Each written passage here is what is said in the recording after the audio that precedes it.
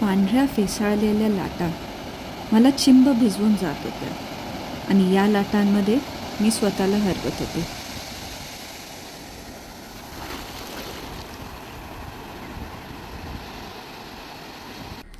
Hello, नमस्कार, राम राम मंडळी. समुद्र बघून तुम्हाला कळालंच असेल की मी कोकणात आलेली आहे. कोकणात मी आली आहे आज देवगडला आणि मी देवगडच्या विविध ठिकाणी जाणार आहे आणि तुम्हालाही माझ्याबरोबर घेऊन जाणार आहे.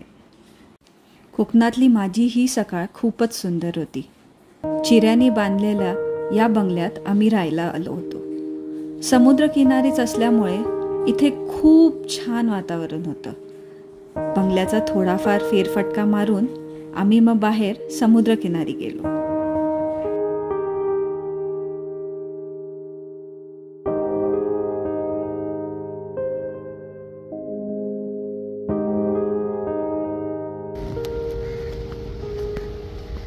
घराच्या बरोबर समोर समुद्र आहे.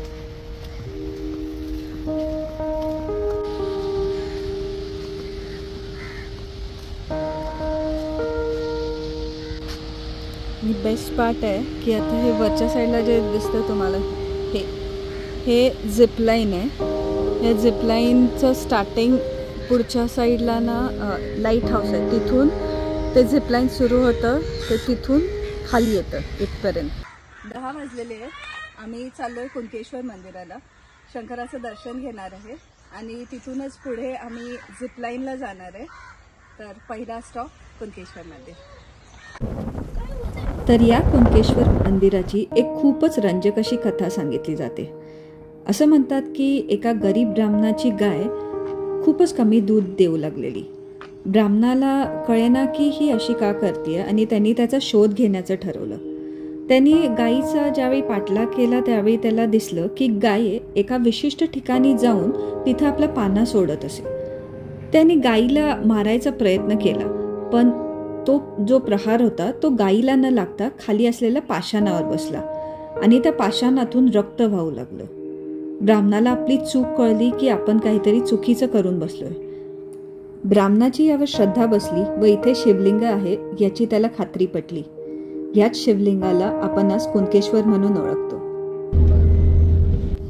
कुणकेश्वर देवळाजवळ असलेला समुद्रकिनारा खूपच सुंदर आहे. या समुद्रकिनारी काही शिवलिंग आहेत असंही म्हटलं जातं. ओहोटीच्या वेळी ही शिवलिंग आपल्याला दिसतात. बाजूलाच असलेली खाडी ही अतिशय सुंदर आहे. या रस्त्यावरून ज्यावेळी तुम्ही ड्राईव्ह करता तर खूपच अगदी फोटोजेनिक म्हणतात असा हा रस्ता आहे. इथूनच पुढे आम्ही एक गणपती जे इथे खूपच प्रसिद्ध आहेत त्या गणपतीला आम्ही गेलो. हे गणपती म्हणजे इथे असलेले खवळे महागणपती. तुम्हाला माहीत नसेल पण लिम्का बुक ऑफ रेकॉर्ड्समध्ये नाव असलेलं असा हा गणपती म्हणजे खवळे महागणपती. 321 वर्षाची परंपरा असलेला हा गणपती 21 दिवसाचा असतो आणि या 21 दिवसात तो तुम्हाला 3 रूपात दिसतो. पहिल्या दिवशी आपल्याला हा गणपती शुभ्र पांढरा दिसतो. तेच हा गणपती 5व्या दिवशी आपल्याला लाल दिसतो. 3ऱ्या दिवसापासूनच या गणपतीला लाल रंग देण्याची सुरुवात होते आणि 21व्या दिवशी पिवळे ठिपके देऊन हा गणपती अगदी तयार होतो. सो 21 दिवसात आपल्याला हा गणपती 3 वेगवेगळ्या रूपात दिसतो. विसर्जनाच्या दिवशी खवळे कुटुंबियांचे स्वर्गवासी झालेल्या लोकांचं इथे पिंडदान केलं जातं. हा गणपती नवसाला पावणारा असा म्हणून ख्याती पावलेला आहे. त्यामुळे वंशवृद्धीसाठी किंवा ज्यांची लग्न होत नाहीत अशा लोकांसाठी हा नवसाला पावणारा ठरतो. खवळे महागणपतीचं दर्शन करून बाहेर आलात की समोरच तुम्हाला एक मोठंसं विठ्ठलाचं मंदिर दिसेल. खूप सुंदर पद्धतीने बांधलेलं हे मंदिर, त्याचं गर्भगृह किंवा त्याचा बाहेरचा सभामंडप खूपच छान आहे. तुम्ही तिथेही थोडा वेळ बसू शकता आणि इथला आनंद घेऊ शकता.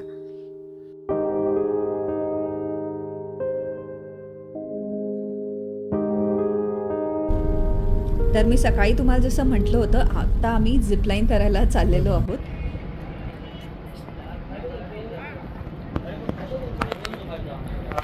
सेवन इयर्सपासून अलाउड आहेत झिपलाईनवर.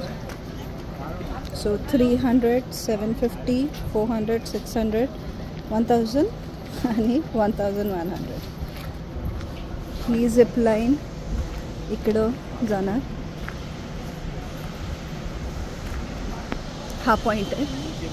या पॉईंटपासून खाली दूरवर तिकडे एक दिसेल तुम्हाला. मी काल तुम्हाला जो दाखवला होता पॉईंट, आपण तिथे जाणार आहे. झिपलाईनच्या अगदी जवळच एक छानसं गार्डन डेव्हलप केलेलं आहे. तुम्ही इथे येऊन खूप सारे सेल्फीज काढू शकता आणि समुद्राचा खूप छान आनंद घेऊ शकता. इथे नक्की या बघायला तुम्ही. झिपलाईन करायचं ज्या उत्साहाने आम्ही गेलो होतो, आमच्या उत्साहावर विरजन पडलं. कारण का त्या दिवशी झिपलाईन बंद होतं, मेंटेनन्स सुरू होता, त्यामुळे आम्हाला काही करता आलं नाही. सो आमचा पुढचा मोर्चा आम्ही वळवला देवगड किल्ल्याकडे. तर आता आम्ही आलो आहोत देवगड किल्ल्यावर. या किल्ल्याचं वैशिष्ट्य म्हणजे हा किल्ला तिन्ही बाजूनी पाण्याने वेढलेला आहे. देवगडची खाडी आणि अरबी समुद्राच्या संगमावर एका टेकडीवर हा किल्ला बांधण्यात आला. आता या किल्ल्यावर बघण्यासारखं जास्त काही उरलेलं नाही आहे. एक मोठंसं लाईट हाऊस आहे, तटबंदी आहे किल्ल्याची, गणपती मंदिर आहे आणि मारुतीचं मंदिर आहे.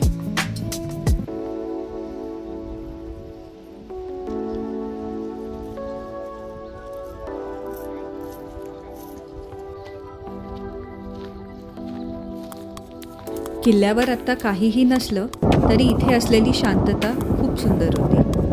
इथे बसून आपण तासनतास समुद्राकडे बघू शकतो. सूर्यास्ताच्या समयी आपल्याला तर इथलं सौंदर्य अजूनच दिसून येतं. देवगड फिरून झाल्यावर आम्ही गेलो पाण्याकडे. आल्यापासून आम्ही पाण्यात जाऊन भिजलोच नव्हतो, त्यामुळे भरपूर भिजलो, भरपूर पाण्यात खेळलो. मुलांनी तर खूप खूप खूप याचा आनंद घेतला.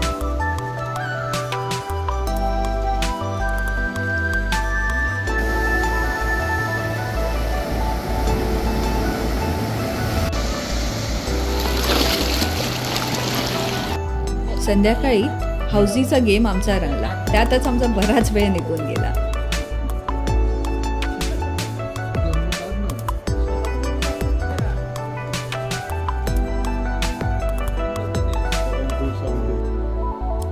दुसऱ्या दिवशी आम्ही सकाळी लवकरच उठलो.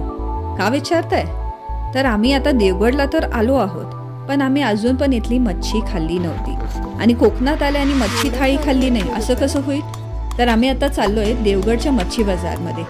सकाळ सकाळ सगळेजण आपल्या बोटी घेऊन समुद्रात जातात आणि तिथून मच्छी घेऊन येतात. त्यामुळे तुम्हाला जर फ्रेश मच्छी पाहिजे असेल तर तुम्ही सकाळ सकाळ उठून देवगडच्या बाजारमध्ये गेलं पाहिजे.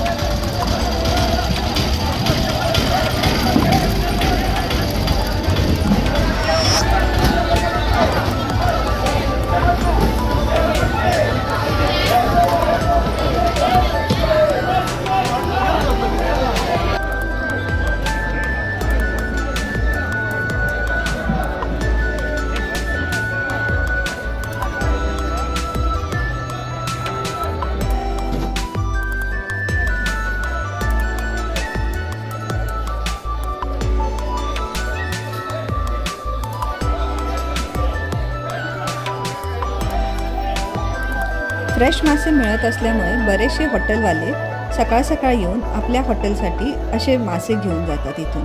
त्यासाठी इथे बोली लावली जाते.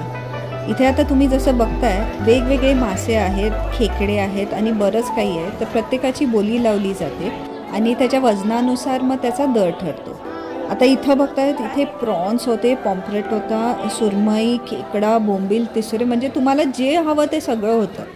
तर आम्हाला जे हवं होतं ते आम्ही शोधत होतो. आम्ही बऱ्याच ठिकाणी फिरत होतो. आम्ही प्रत्येकाकडून त्याची प्राईस विचारत होतो. साफ करून कोण देणार याची माहिती घेत होतो.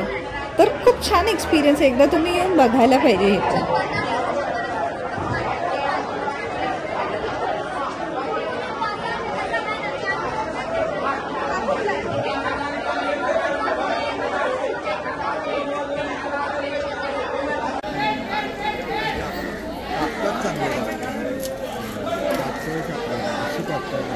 आपल्याला कापत मिळतं.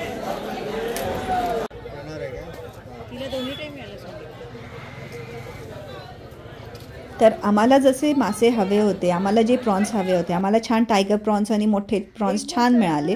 तर आम्ही ते घेऊन आता बाहेर पडत आहोत.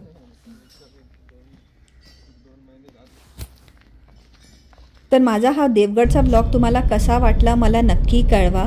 यातले जे देवस्थान होते तिथे तुम्ही जाऊन या आणि असंच बघत राहा. लाईक करा, शेअर करा, कमेंट करा. बाय.